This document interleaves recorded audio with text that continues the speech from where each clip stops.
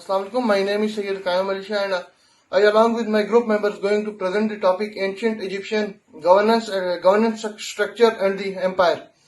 First of all, I am going to describe their empire or the kingdom, how that kingdom is being divided into the many different parts. First of all, it was divided into the three categories: Old Kingdom, Middle Kingdom, and the New Kingdom. The era of the Old Kingdom starts from the 2700 BCE to the 2200 BCE. This was the prime time period of the ancient Egyptian Empire. In this period, there was a political stability, there was prosperity in their empire. Then there comes the Middle Empire, Middle Kingdom.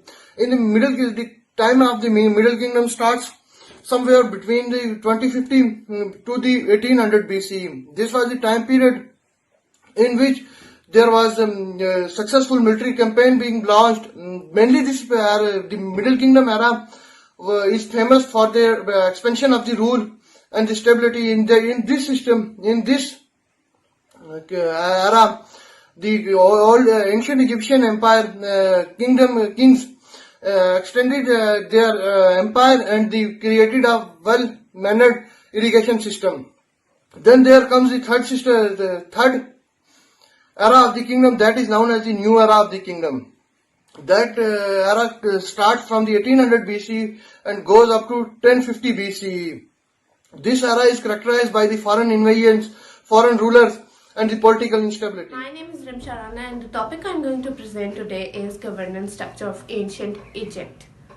The governance of ancient Egypt was a theocratic monarchy, as the king ruled by a mandate from the God's will, we can say. Initially was seemed to be intermediary between human beings and the divine, and was supposed to present the God's will through the law passed and policies approved. Moving to the next point, implemented by the bureaucracy, which become the necessary to the administer rule in the country. Then it is tax collectors, and tax collectors will follow the appraisal of the official in the king's retinue. And the last is rise in the power of the priests and monarchs, which meant to decline in the central government. Administrative offices of the central government were the exact duplicate of the tradition and provincial agencies, and within one significant treasury. Assalamualaikum. My name is Hafsa. The topic I am going to present is ancient Egypt, civilization and empire. This civilization started in 1350 BC, which was led by King Menes, who led series of dynasties for 3 millennia. Their culture flourished during period and remained distinctively Egypt in religious art. Their architecture, culture, civilization, custom was their main civilizational concepts, but basically the architecture was given more importance because at the time of ancient Egypt, their architecture was much more improving than others. Similarly, they developed wide-reaching trade networks along Nile, in Red Sea, and in Near East. Their trading was very important for their economical growth. Similarly, ancient Egypt fall in the era by Sasanian Persian army. Sasanian Persian army was a context of ancient Egypt that was finally captured by Muslim Rashidun Caliphate army. That was achievement for the Muslims of ending an Egyptian era. The next slide is about rise and fall of ancient Egypt. Ancient Egypt rise in the era prehistoric 3200 BC, that was sedentary and relied on agriculture. Their cultural affairs different, becomes single state. Their state was being on the different cultures, which finally then collectively they become a single state. I am Mohammad Sulaiman. Today the topic of my presentation is economic structure of ancient Egypt empire. So there are many factors on which the economic structure depend upon. These are trade, agriculture, mining and outdoor market. So I would like to explain these all factors one by one. So first of all, trade. Trade has always been a vital aspect of any civilization, whether at the local or international level. Egypt was a country rich in many natural resources but still was not self-sufficient and so had to rely on trade for necessary goods and luxuries. Ready.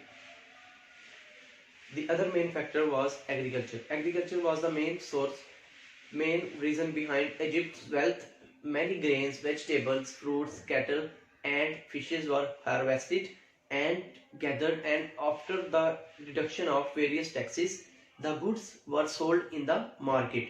The Egyptian soil was very fertile due to the Nile River, but most of the agriculture techniques were not, were not efficient as the implementation were primitive and improvements were rare, plus the breeding of livestock was hampered. The manufacturing business was a huge part of the economic nature of ancient Egypt. Families would produce different manufactured goods from raw material and the process was left to women. One of the wood was flax, which grown by the men, then the woman would spin it into a thread to woven linen. The grain was used to produce beer. Fish was caught by men, cleaned and dried by women, then sold in the market. In the towns, small factories appeared, often financed by rich noblemen, such as bakeries, breweries, carpentries, workshops, and many more, with the few dozen employees. The factor is mining. The ancient Egyptian rich community invested a great deal of time and effort into mining. Precious metals and gems were only found in the hands of the few. The metal of copper, bronze, and iron were very expensive, and any from them was found in the hands of the wealthy, while the poor class continued to use stone and wooden tools. The stone, quite for tombs and temples, served the small all the social classes of ancient Egypt. Ancient Egyptian social and political structure. It was a well defined hierarchical system in which the government was run by a centralized system. It was headed by a pharaoh, usually known as the king. He was a complete monarch, meaning all the power lies in his hands. Egyptian social classes had some porous borders, but they were largely fixed. Clearly, the group of people nearest to the top of the social society were the richest and more powerful one. The office of the king run by a patrilineal succession system, which means his son was to be his successor. Although king was the real administrator, but he relied on his advisors and public servants to run the government.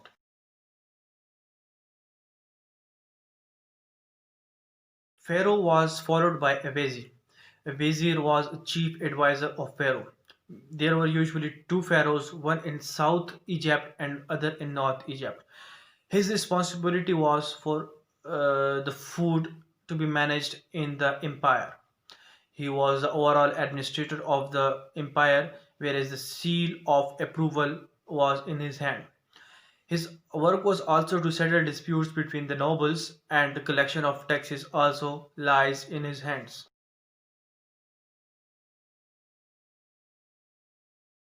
Followed by viziers were nobles. They ruled the local area called nomes. Their duty were to make local law and maintain orders and laws. Following nobles were the priests whose duty was to keep God happy and to perform rituals and ceremonies related to religion.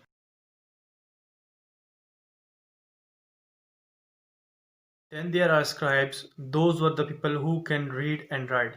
Their duty were to keep a record of how many soldiers are there in an army, and how many food is required, and how many food has been distributed, and the numbers of workers in the empire. Then there was a soldier battalion whose duty was to defend the country. They were given rewards in the land and riches captured from their enemies.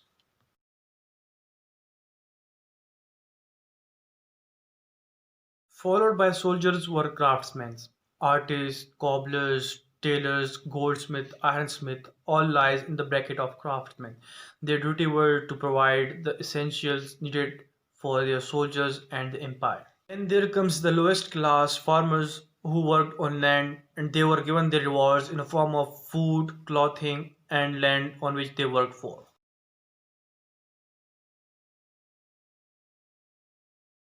The last and lowest class in ancient Egyptian empire were slaves. They were captured in wars. Their duty were in household farms, mines, and work in temple. They were usually found in the homes of pharaohs.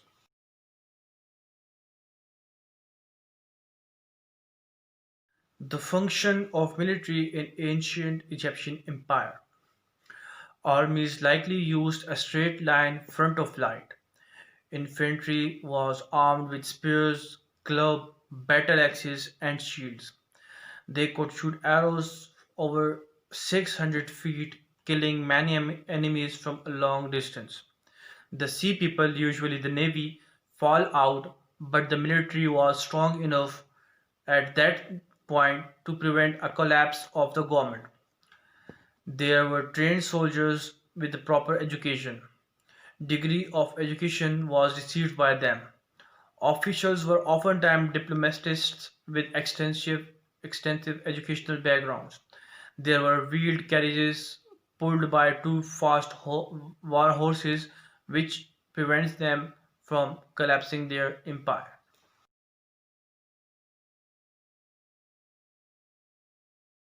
Ancient Egyptian Empire was civilization of ancient North Africa. Knowledge provided from ancient Egyptian time has shaped and fashioned our day-to-day life inside and out.